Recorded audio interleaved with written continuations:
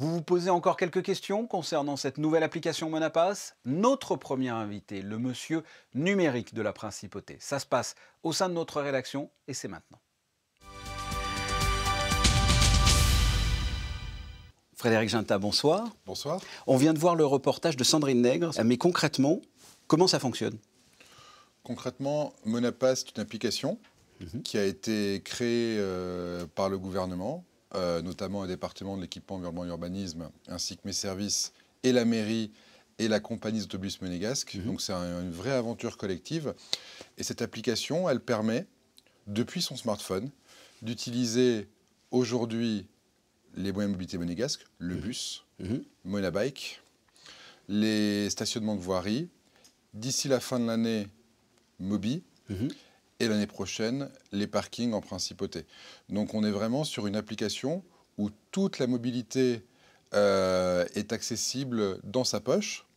Et quand je dis toute la mobilité, ça veut dire deux choses. Ça veut dire évidemment la validation, le paiement, mais aussi l'information. On peut savoir quels sont les vélos disponibles, on peut savoir où est le prochain bus, on peut même savoir quel est le trajet optimal via Citymapper en combinant un bus, de la marche à pied et un vélo. Donc quelque part, c'est toute la mobilité de la principauté dans la poche de l'habitant, du résident ou du pendulaire. En gros, c'est rassembler des applications déjà existantes dans un seul système? C'est effectivement rassembler des applications existantes et développer de nouveaux usages dans un seul système. On est conscient que le monégasque, le résident, le pendulaire n'a pas forcément vocation à être un expert du numérique. Il possède aujourd'hui beaucoup d'outils. Il possède un abonnement à la CAM, il possède un abonnement Monabike, différentes cartes, il souhaite se garer, il souhaite accéder à Citymapper pour connaître les usages, il souhaite pouvoir payer avec sa carte bleue, c'est pouvoir payer avec son smartphone, et quelque part, ça crée beaucoup de friction. Nous, l'ambition, notamment dans le programme Excellier de Monaco, c'est d'offrir une expérience exceptionnelle de mobilité à Monaco, et donc avec cette application, la personne n'est plus à se soucier de savoir si c'est un bus, un vélo, un stationnement, n'est plus à se soucier de savoir si la carte bleue est dans la poche, n'est plus à se soucier de savoir si le vélo est en bas et disponible ou pas. Tout est dans l'application, tout est enregistré, et avec son smartphone, on peut se balader en principauté et quelque part favoriser une mobilité douce. D'un point de vue très pratique, j'ai déjà des applications dont vous avez parlé sur mon téléphone, Monabike, Pay by Phone par exemple. Je fais quoi de ces applications? Je les jette ou comment je pratique pour utiliser Monapass par rapport à vos applications que j'ai déjà? Or, il n'y a pas à les jeter. Vous pouvez complètement continuer à les utiliser de la même façon. Ce qu'il faut, c'est aller sur Monapass, si vous utilisez Monapass, rentrer une fois pour toutes sa carte bleue, rentrer une fois pour toutes son abonnement à la CAM, rentrer son abonnement à Monabike, et quelque part, après, vous pouvez utiliser Monapass pour tous vos besoins. Donc c'est une facilitation de l'accès à l'information et de la transaction. C'est un système qui est assez unique. Très très peu de villes ont quelque part cette approche holistique de la mobilité, et quasiment aucune, lorsqu'on aura lancé avec Mobi et plus tard avec les parkings, auront cette approche totalement intégrée. Donc c'est un outil qui est novateur et qui permettra aux gens de ne plus se poser la question de mobilité douce et au contraire d'en profiter pleinement sans savoir s'ils ont une carte à baisser, sans savoir s'ils prennent un ticket, sans savoir si leur abonnement doit être sorti ou pas, mais quelque part avec un confort maximum pour une expérience et une qualité de vie meilleure. Le but, c'est d'augmenter la qualité de vie par la mobilité en facilitant la mobilité douce. En quoi c'est important en termes de transition numérique, concrètement?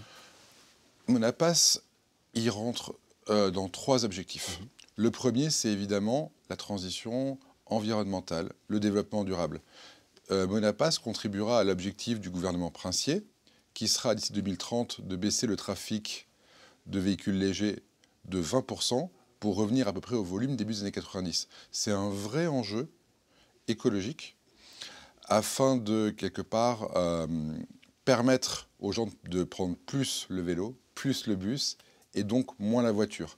On est dans la droite lignée des sujets réalisés par le gouvernement, comme notamment Klaxit sur le covoiturage, pour arriver jusqu'à Monaco.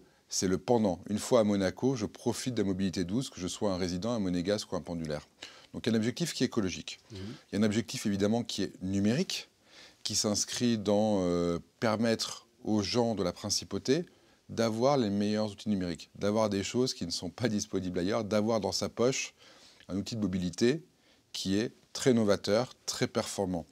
Et enfin, en termes de qualité de vie, on s'est mis à la place de l'usager et on s'est dit qu'est-ce qui est le plus facile pour lui ou pour elle. Et donc, quelque part, avoir toutes les informations, les transactions, sans besoin d'utiliser aucune autre carte, est la meilleure expérience. Donc, soit sur l'ambition environnementale, la nécessité de la transition numérique, et enfin, ce qu'on souhaite sur la qualité de vie, Monapass est pour nous un pas de plus dans la bonne direction de ce que souhaite faire le gouvernement princier. La suite, l'avenir, est-ce que Monapass sera évolutif? Monapass sera évolutif. On a parlé de Mobi, on a parlé des parkings. On peut tout à fait imaginer demain travailler sur des sujets de culture, sur des sujets sportifs. La carte bleue est déjà disponible. Donc on parle d'achat de tickets, par exemple. On parle d'achat de tickets, effectivement. On parle d'achat de places qui sont en fait des billets. On est sur une logique de billettique. Comme aujourd'hui, vous achetez un ticket de bus. Demain, vous pourrez très bien acheter un ticket pour un événement à Monaco. Et Monaco ne manque pas d'événements. C'est un des axes forts de la principauté en termes d'attractivité. Et quelque part, Monapass permettrait de faciliter, encore une fois sans friction, l'utilisation et le fait de pouvoir bénéficier des outils culturels, des outils sportifs. Et donc, quelque part, on réfléchit à la suite pour que la vie des Monégasques, des résidents, soit plus facile dans leur approche de la consommation de culture, de sport, comme ça l'est aujourd'hui pour tout ce qui est la mobilité. Frédéric Ginta, merci d'avoir répondu à mes questions. Merci beaucoup.